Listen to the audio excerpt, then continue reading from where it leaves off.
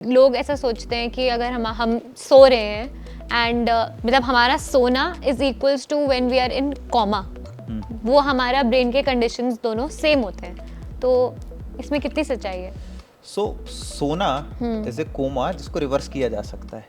Right, हाँ, उठा सकते हैं ना। हाँ, आपने बोला आप उठ गए, तो it's a reversible coma, but exactly coma क्यों नहीं है मैं आपको बताता हूँ। तो ब्रेन के कॉन्शियसनेस के या वेकफुलनेस के स्टेजेस होते हैं। एक है जैसे हम और आप हैं wakeful, then one stage down is drowsiness, जब हम थोड़े से होश में हैं लेकिन हम पूरे होश में नहीं है। फॉर एग्जांपल अल्कोहल पी लिया या हमारी कच्ची नींद आई, अब थोड़ी देर उठे, आपने जब उठाया और उठ गए। Then the next stage down is stupor. Stupor का मतलब होता है कि हम बहुत ज़्यादा गहरी अनकॉन्शियस स्टेट या गहरी नींद में, और हमको उठाने के लिए बहुत ज़्यादा झकझोरना पड़ेगा या बहुत कोई पेनफुल स्टिमुलस देना पड़ेगा, चूंटी काटनी पड़ेगी या कान मरोड़ना पड़ेगा, तब हम उठेंगे। तो वो स्टुपर हो गया।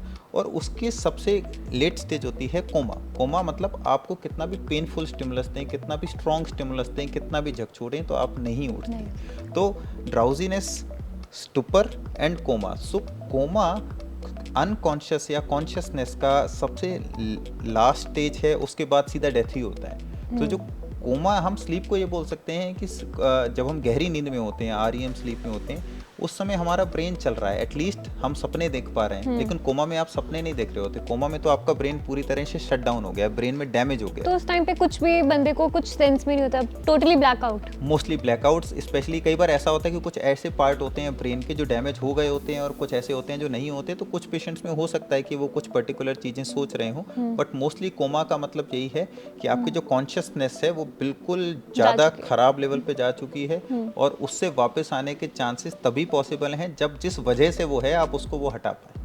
लाइक कोई बीमारी है, कोई बीमारी है, जैसे ब्रेन में कोई इन्फेक्शन है, आपने उसकी वजह से स्वेलिंग हुआ है, आपने उसको ट्रीट किया, या ब्रेन में फॉर एग्जांपल हम स्ट्रोक या लकवे के पेशेंट्स को ट्रीट करते हैं, तो पेशेंट बेहोश हो गया अचानक से, ब्रेन में ऑक्सीजन सप्लाई कम होने से, और वो कोमा में चला गया। जैसे ही मैंने उसका वो क्लॉट हटाया और ब्रेन में ब्लड सप्लाई स्टार्ट करी और पेशेंट उठ के बैठ गया। तो ऐसे ही कारण, चाहे वो स्वेलिंग की वजह से है, चाहे ऑक्सीजन डेफिशिएंसी की वजह से है, या ब्रेन में एपिलेप्सी के अटैक के बाद पेशेंट बहुत डीप स्टेज में चला जाता है, आपने एपिलेप्सी को ठीक किया और पेशेंट ठीक हो जाता है।